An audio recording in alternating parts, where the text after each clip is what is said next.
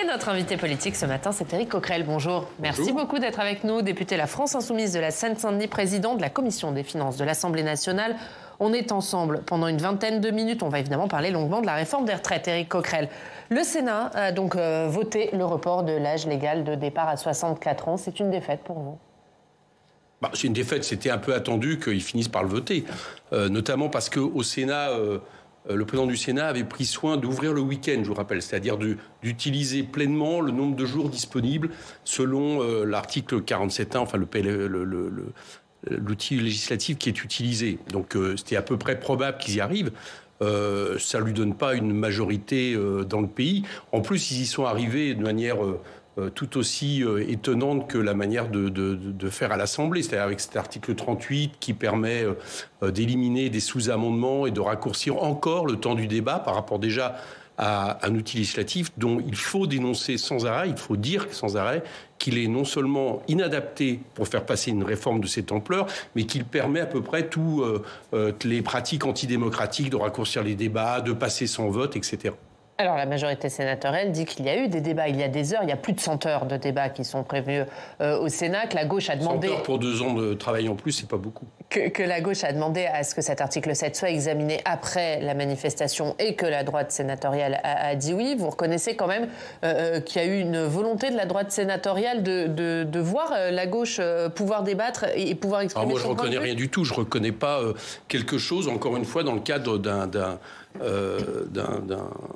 outil législatif qui n'est pas normal. C'est pas, vous dites, attendez, je reviens, vous me dites 100 heures quand même de débat, est-ce que c'est pas suffisant? Bon, enfin, on n'a jamais vu ça. On a une réforme globale qui va forcer les gens dans les années à venir à travailler 2 ans de plus, qui impacte le pays jusqu'à des décennies à venir, et on nous explique qu'il faudrait que tout ça passe rapidement parce que le gouvernement en a décidé ainsi et qu'il utilise ça parce qu'il n'est même pas sûr de majorité.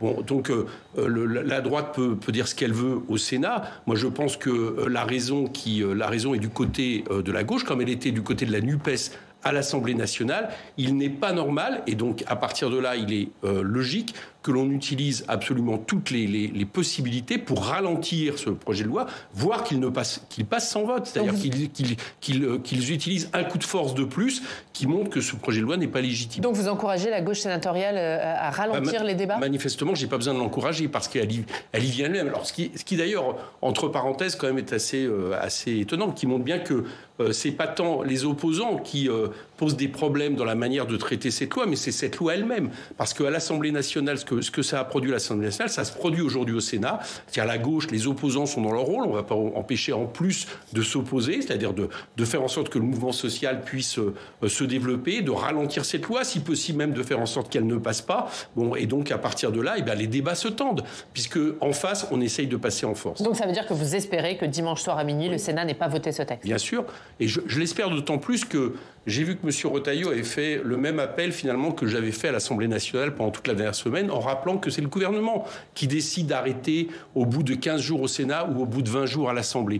Il pouvait prolonger à l'Assemblée, il pouvait nous donner le nombre de jours nécessaires pour continuer à examiner la loi, et puis ça peut être fait au Sénat. Et même cette fameuse limite des 50 jours, en réalité, quand on regarde les textes, rien n'indique qu'elle soit obligatoire. Donc prenons... Bruno Retailleau, effectivement, demande à ce que le Sénat puisse siéger un peu au-delà, au moins la journée de lundi. Vous aussi, vous souhaitez que le Sénat siège jusqu'à lundi, ou ça vous arrange finalement que ça termine à minuit, à midi? Non, moi, plus ça dure, mieux c'est. Voilà, parce que plus ça dure au Sénat, plus ça va être compliqué pour faire en sorte que le 16, ça arrive à l'Assemblée, et plus ça traîne, plus le mouvement peut se développer, et plus ça montre en réalité que les initiateurs de cette loi n'ont aucune certitude. Pourquoi? Parce qu'ils n'ont pas de majorité dans le pays. Ils ont même une majorité très forte opposée à ce projet de loi. La majorité de la droite et du centre du Sénat et Gérard Larcher, avec la majorité présidentielle, veulent un vote. On l'a dit. Est-ce que c'est quand même pas plus courageux politiquement de voter ce texte que de refuser de le voter?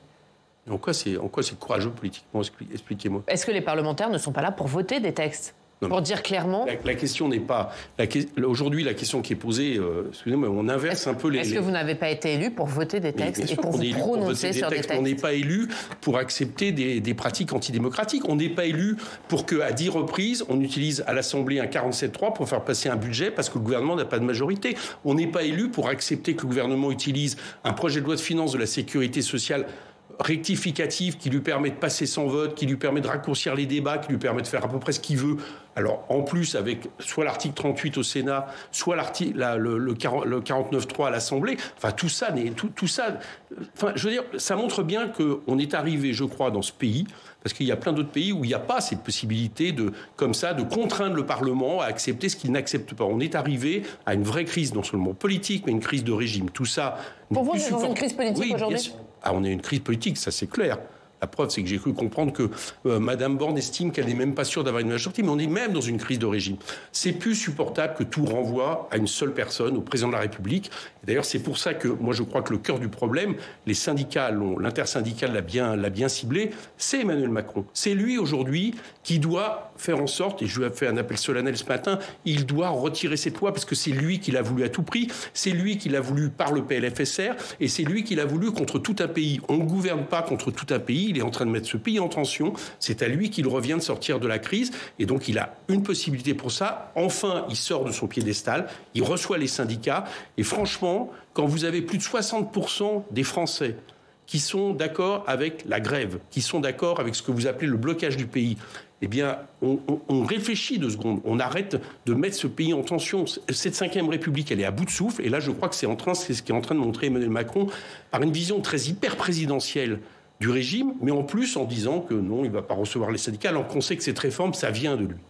En disant qu'il les a déjà reçus, qu'Elisabeth Borne a déjà reçu les syndicats. Après, l'Élysée dit que l'apporte l'exécutif reste toujours ouverte. On sait très bien que Mme Borne applique une politique décidée à l'Élysée. D'accord ? Donc le responsable de cette politique, c'est Emmanuel Macron. Donc c'est à lui de prendre les mesures qui fassent en sorte qu'on sorte de la situation dans laquelle nous sommes et dans laquelle il a mis le pays avec les tensions dans un contexte de crise sociale et économique qui vraiment n'avait pas besoin de ça. Donc moi, je lui dis, il doit recevoir les syndicats et il y a plusieurs manières. S'il veut, il fait un référendum. Moi, je pense que ça serait par exemple une manière démocratique d'aller vérifier qu'il a ou non une légitimité pour imposer cette réforme.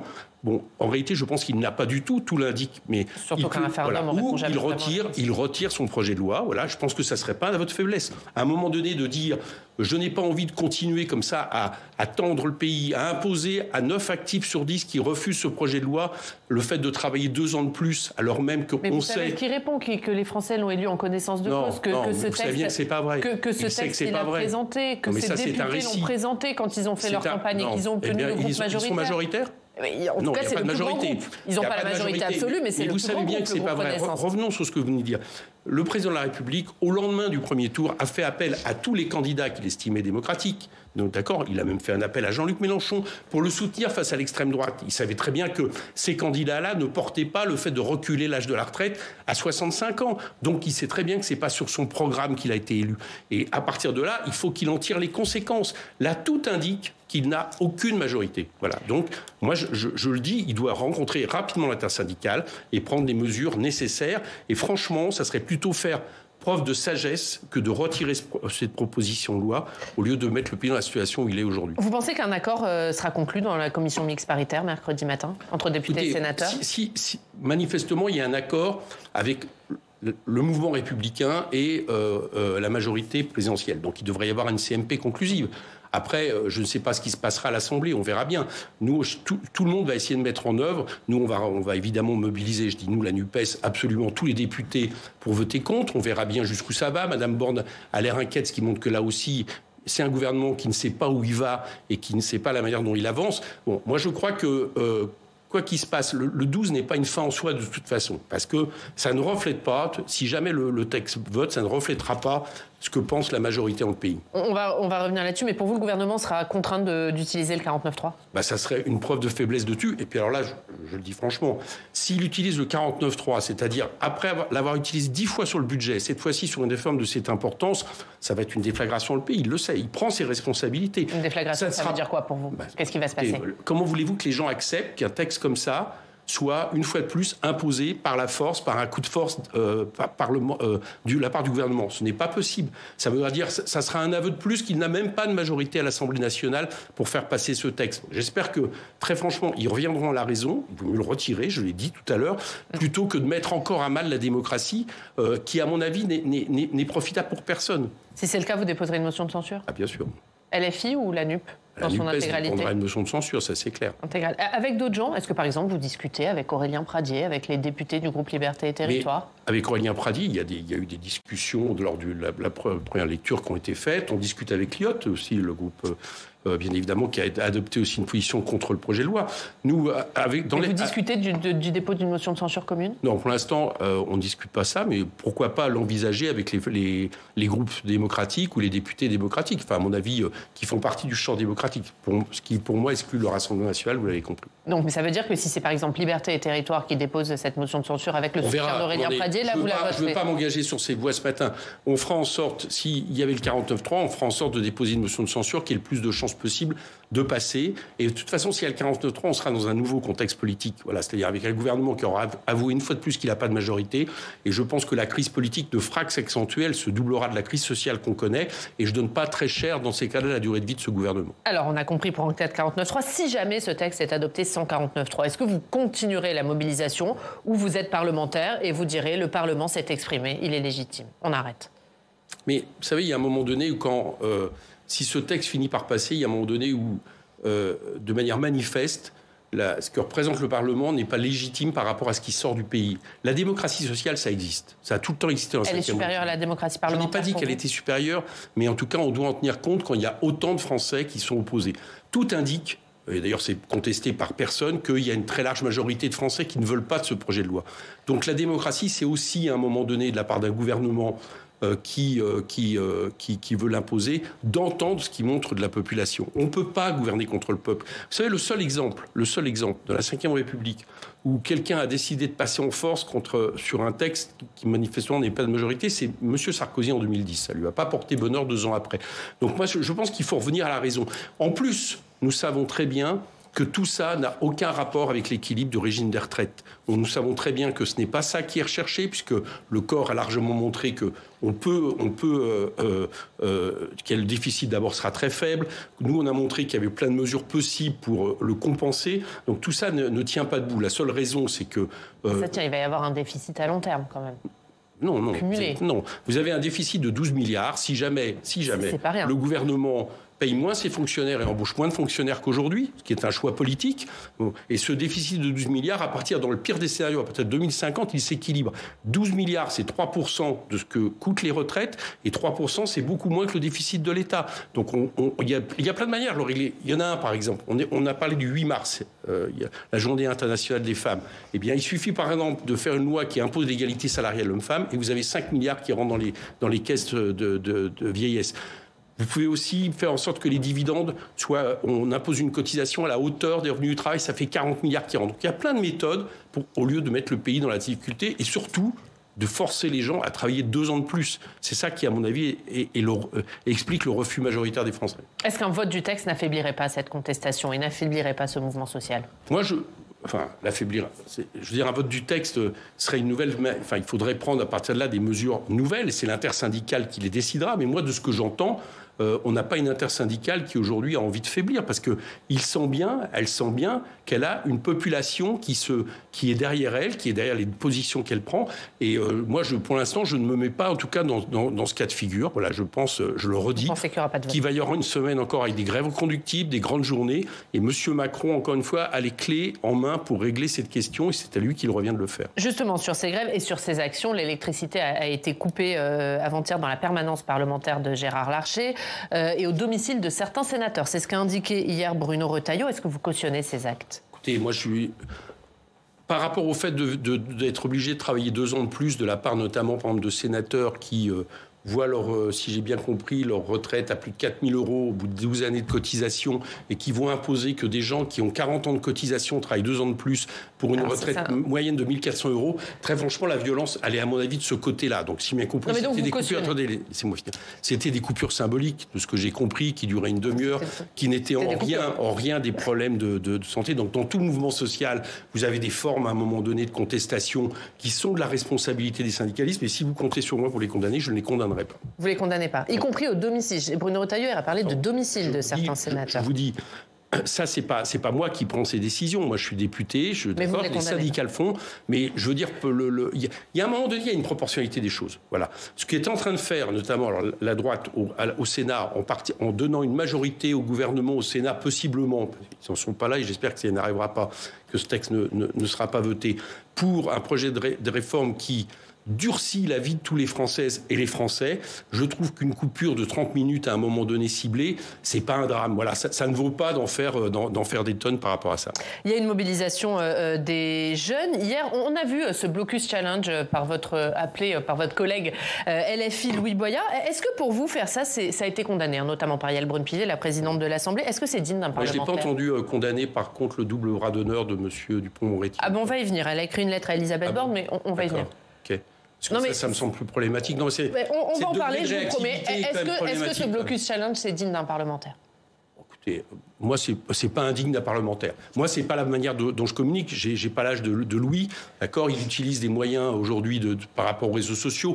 Il l'a dit lui-même. Le côté concours était un côté, j'allais dire, qui était un peu le paquet cadeau par rapport à un message politique, qui était le fait de dire on va soutenir les lycéens et les étudiants qui pourraient rentrer dans le mouvement. C'était ça son message. Le reste, on peut juger est-ce que c'est efficace ou pas efficace, est-ce que c'est la meilleure manière de faire.